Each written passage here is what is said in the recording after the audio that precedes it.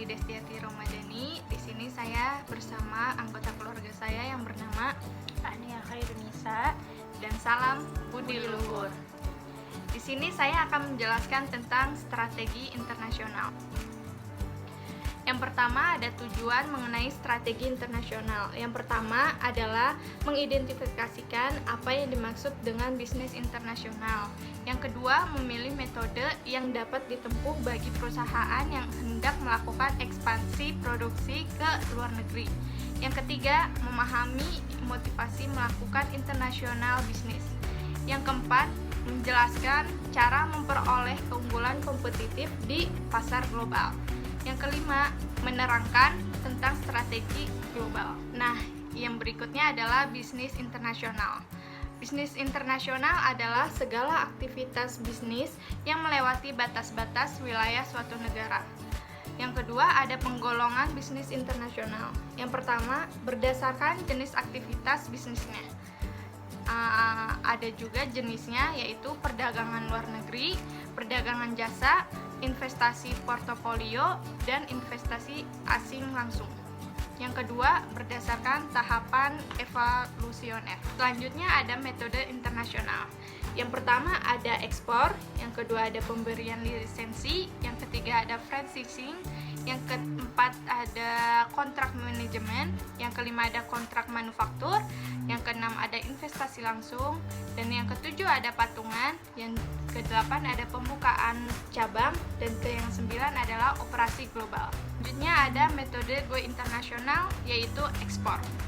Perusahaan dapat menjadi dua eksportir. Yang pertama ada eksportir langsung, dan yang kedua ada eksportir tidak langsung. Jenis jasa perantara. Yang pertama ada agen ekspor manufaktur, yang kedua ada wakil manufaktur, yang ketiga ada agen komisi ekspor, dan keempat ada perdagangan ekspor. Dan berikutnya ada metode internasional ekspor, kelebihan dan kekurangan.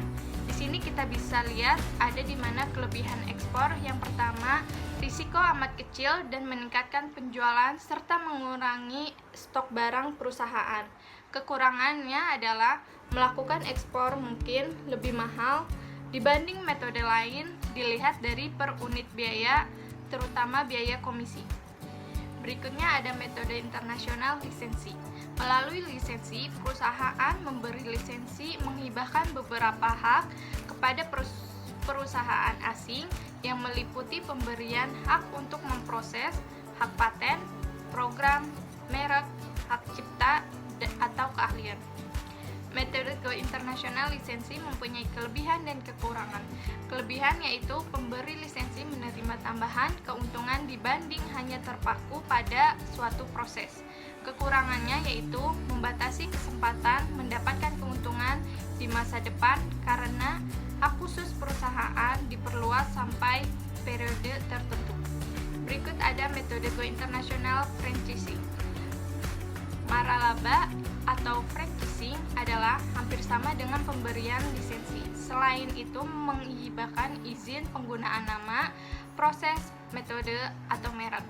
Perusahaan induk membantu menerima franchise dalam operasi dan atau pasok bahan mentah. Berikutnya ada metode go internasional kontrak manajemen.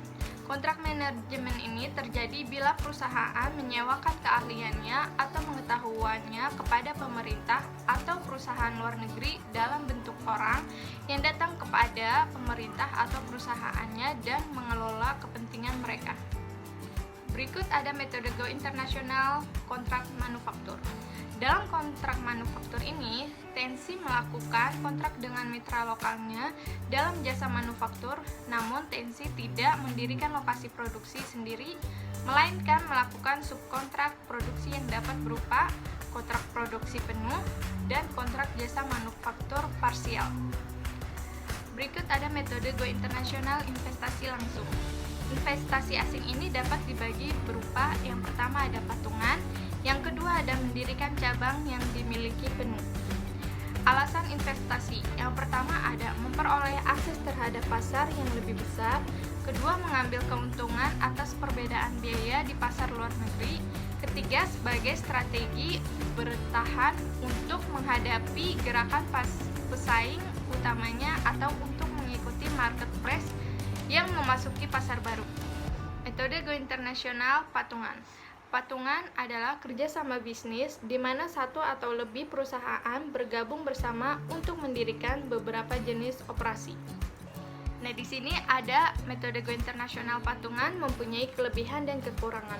Kelebihannya itu dengan patungan, TNC dapat meningkatkan pertumbuhan dan akses ke pasar baru sekaligus menghindari tarif dan pajak yang berlebihan. Kekurangannya adalah bagi TNC, patungan berarti membatasi pengembangan keuntungan kantor pusatnya. Selanjutnya ada metode go internasional cabang yang dimiliki penuh. Di sini kita bisa lihat yang pertama, dengan mendirikan cabang di luar negeri yang dimiliki perusahaan dapat menjaga kontrol menyeluruh terhadap pemasaran, penentuan harga, keputusan produksi, dan mempertahankan kelebihan teknologi. Yang kedua, perusahaan berhak memperoleh 100% laba yang dihasilkan oleh negara di luar negeri.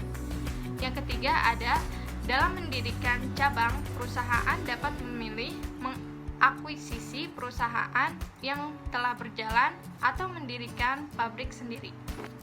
Selanjutnya ada metode go internasional operasi global. Bila dunia semakin berkembang menjadi pasar global di mana produk menjadi standar di semua budaya. Contohnya ada Levi Strauss, Pepsi, dan Coca-Cola. Selanjutnya ada metode go internasional investasi portofolio. Investasi dalam bentuk surat-surat berharga yang dapat diperjualbelikan di pasar internasional. Alasannya ada yang pertama, melakukan verifikasi portofolionya di berbagai pasar dan lokasi. Yang kedua, untuk memperoleh keuntungan yang lebih tinggi. Yang ketiga, menghindari risiko politik.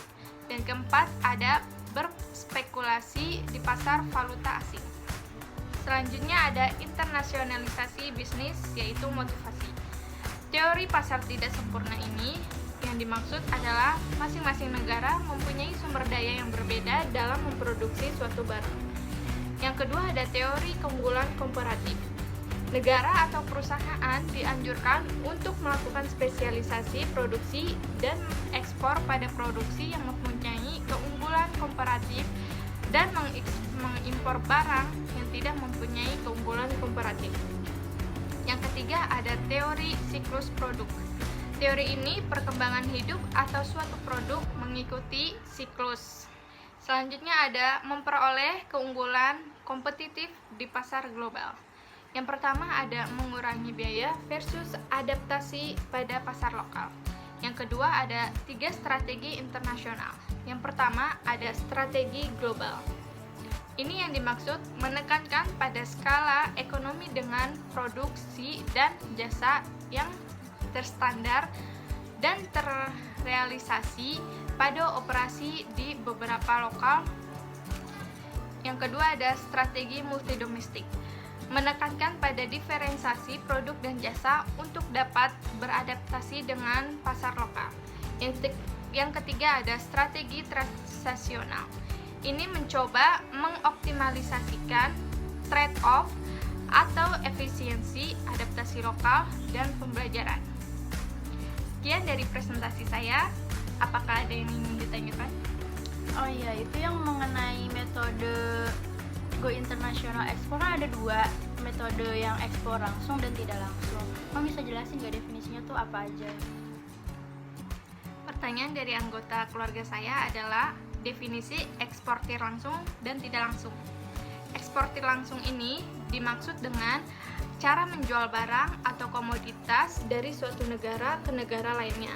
Kalau yang tidak langsung adalah cara menjual barang secara ekspor melalui perantara. Mengerti? Sekian presentasi dari saya. Wassalamualaikum warahmatullahi wabarakatuh.